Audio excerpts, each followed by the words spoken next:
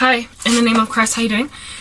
It's your girl Cranky. Wow, this thing, I tied it a little bit too tight and now I can't breathe. I am here to set a new record straight. So I am officially, again, like we're back to square one.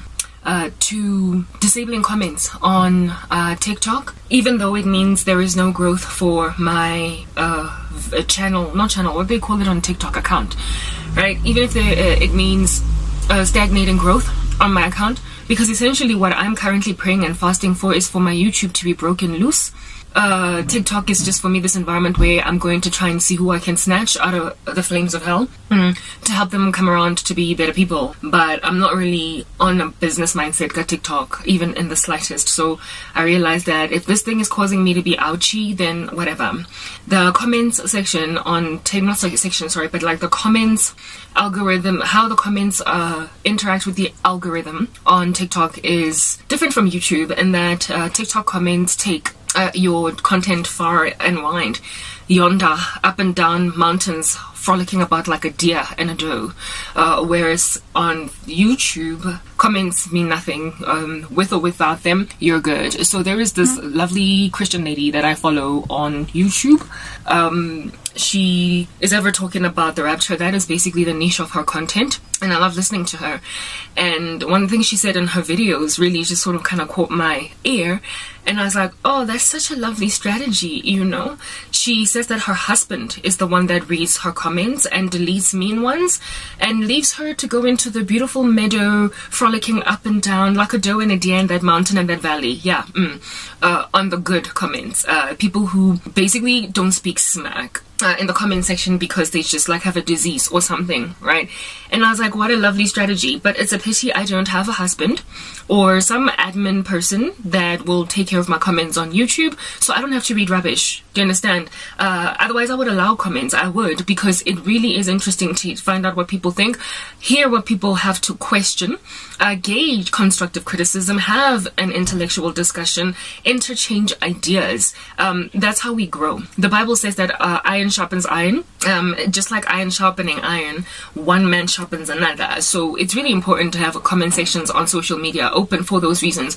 But every so often, uthola banna nje fela ba shelang, ba senang context, ba sa tlhaloganye gore ho etsagalang, or uthola mean girls. The biggest thing for me is mean girls. I have a violent, virulent, exceptionally turbulent trauma in my bones from women bad duting mo odima agenda. They are literally sitting on some kind of agenda, and they're essentially kind of gnarling, gnashing their teeth, snarling, kind of growling when they watch your content. And sometimes they exercise self-control until one person says something negative and they literally pounce on you. It's like they were waiting for the perfect opportunity for somebody to speak smack. So you could even find where the first person or commenting didn't even say anything so much mara lo muntu uzoyigibela le comment and just run into the meadows ngayo. I let in molten lava and roll around in that mud. It is a disease. It is a disease, frankly. And Mina, personally, I am in a deep amount of squalor. My life is essentially nothing. I've been reduced to naught ash. And that is because the Lord is doing something with this situation. It is my testimony. And we overcome the devil by the blood of the Lamb and the word of our testimony. Do you understand? And so how it is that I'm going to conquer and overcome this is precisely through overwhelming the situation that I'm in right now. Usomandla ungilahlele in this situation as a test. Mangiphuma ngizoba a flagrant, prolific testimony and an encouragement to anybody at all that likely might be going through what I'm going through. So essentially say ufuna uyithatha. So abantu abagcwele ngama issues, especially women, people who have got like strange issues that are sitting in a corner biting their fingernails, they then decide hore the devil wabasebedisa who palama a bandwagon in some strange direction. This is not like you commenting on Kim Kardashian's post or some Beyonce thing that she uploaded or something ya Rihanna, or you know what do you scamto, some chat in Jeff saying where you can throw in your random rubbish however you want. This is the gospel. This is not some platform where you get to have an opinion about some worldly facet of how you think. It is a Christian platform where souls are being snatched out from the flames of hell.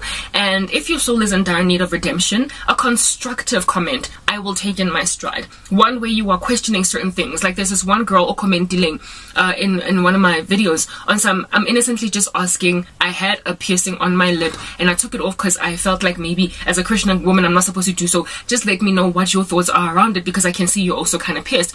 And then I led her to a video that I did explaining my why it is that I have these piercings and how the Lord, I felt, conviction concerning approval using the Bible. And I led her to that place. That is constructive criticism. That is not somebody coming at me. There's another lady commenting that caused me to do that particular video. The commenting along the lines of the way we saying something along the lines of with all of those earrings on your face, I doubt you know anything about spirits. Yeah, those are two different comments. It's two people talking about my piercings, but the one, Nyamtata, she's palatable. I can handle because akako rude and ubuza innocently afunuga sikrensha ugan peka in issue. But another one on this side in the fella, it's just we are pouncer, and it's always women. It's always women, and so you can tell the situation ipuma from some spot nyana ye jealousy. Ngizonikiza context ngoba I can talk, you guys know, for like 20,000 years songs izokhuluma, right? I come from a history, right, where guys ngilahlekelwe ngabangani bonke, do you understand? And literally most of my family, because of the spirit of competition and jealousy, and ngamhlanje bangibukile waiting to see what's gonna happen with this abayenzi anything. They are literally dead in a corner, shrouded by some kind of a clandestine entity that is causing them to be content with the decimation of a person they ought love, and inspired by nothing but umona lo. Bayekela umuntu ukuthi ashone in a corner, flap like a fish just outside of the ocean, literally about to breathe its last. I have experienced a situation like that for years, and so it's a trigger for me when I have to deal if I'm an ex-best friend or ne best cousin yami or nomngane nje ongimcollectile or a former colleague.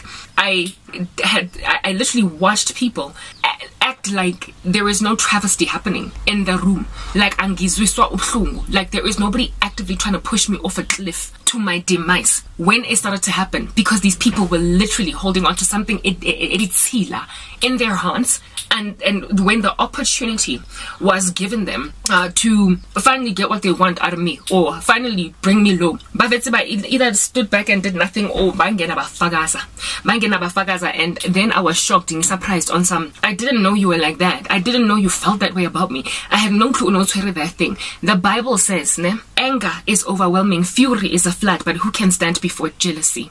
I can identify umona womfazi from a mile away. It smells, it stank just as bad as a bomb being dropped in the bathroom by umuntu ophethwe diarrhea. It stank. I can pick it up. The way I comment ngakhona, the way I khuluma ngakhona, the way ngibuka ngakhona, the way I react ngakhona, abanye abantu bangizwisa ubuhlungu. Ngiyayibona, I can pick it up, and there was a time when I could handle ngidile, right, and just take it in my stride. Okay, ngoba mengisase right la empilweni. But now that same thing edutsing mupelong editsila has literally decimated my life and made out of me basically nobody, a worthless woman that is gathering dust, going nowhere. I have lost an entire decade of my life because of the cherite jwalo. Tse ne di tshwere something e bodileng, and ne kwa bitsa dichomi. I call them friends, I call them bokazi, I call them unjan auntie. I literally was good with these people, and I thought ukuthi if anything at all eyenzakala empilweni yami ngizoba nabo for a supporting shoulder, bangibonisa ama flames yazwa bangi surprise. So now ngiyazi mangibona lento lena, it makes me shake. Ketatazela, literally my whole body enters into like some kind of like vibrating frequencies. I shake, and the trauma of it lingers for hours, following which I end up with a headache. Those are the effects of PTSD, because it ruined my life. It's not just umona nje umuntu yanqaphela when you walk past them at the store or eskolweni or in the office. This is umona that almost killed me. I've got freaking trauma. Kodwa lezi they don't understand. They don't know that. And so when they rock up and they feel like mbona former best friend, mbona auntie, mbona sister, mbona, you know what I mean? These people that did this to me, that are supposed to care, that then all of a sudden turned awry on me. They freaking manifest in my comment section when I'm about to enter into some kind of breakthrough with this massive testimony that I have, and they vomit bile. So for those reasons, I have silenced comments, but we're gonna first talk about the dangers of this on social media, and how it is that they are essentially thwarting the message of the gospel, and these individuals are functioning on that day as enemies of the cross. Next part.